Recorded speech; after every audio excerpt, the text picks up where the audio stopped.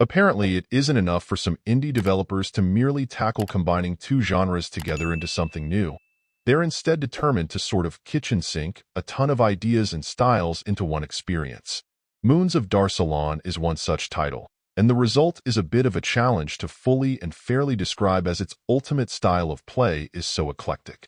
While you can see some obvious inspirations from the likes of the classic Lemmings, or perhaps some of the oddworld titles, there's plenty here that's simply different, and I'd imagine feelings will be mixed depending on the player.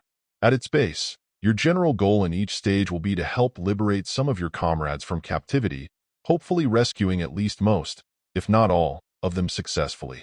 How you'll do that, and the obstacles and challenges you'll need to face to do so, will vary pretty wildly, and that's where most of the enjoyment and possible frustration in the game lies.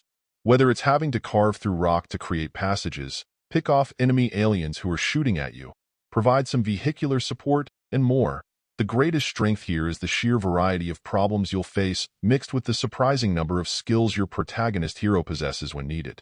What will likely be the dividing factor between loving and being less enthused with the gameplay for players will be your fellow space adventurers and their many quirks. Whether the issue is them randomly getting stuck or falling down at times, getting scared in the dark, or simply feeling like they have a mind of their own, you'll either find those moments weirdly endearing or absolutely infuriating. You do have the ability to try to give them your limited number of commands to help guide their actions, but how well they execute those commands is perpetually a good question. There are absolutely times where the responsibility is on you to improve the conditions they find themselves in, but they're also very capable of screwing up all on their own. Thankfully, for the most part, level completion doesn't require everyone surviving the journey to freedom, but if you prefer to be a completionist, this may break your resolve rather quickly. Throw all of this together with a completely unique take on early computer graphics that's quite technical under the hood, use of a voice synthesizer that really took me back a few decades, and some surprising variety, and it's absolutely in a class all its own. Whether or not it may be the sort of experience you're looking for, and your patience can tolerate, may well be another matter. Regardless, I applaud another game on the eShop that is willing to chart its own course and brings together some classic flavor with new ideas to make something thoroughly different.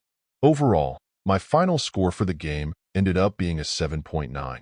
And if you're interested in picking it up, it's currently available on the Switch eShop for $17.99. Thank you for taking the time to listen to this review. And if you'd like more information or ideas of indie games worth checking out on Switch, be sure to click on the link provided in the description. Until next time.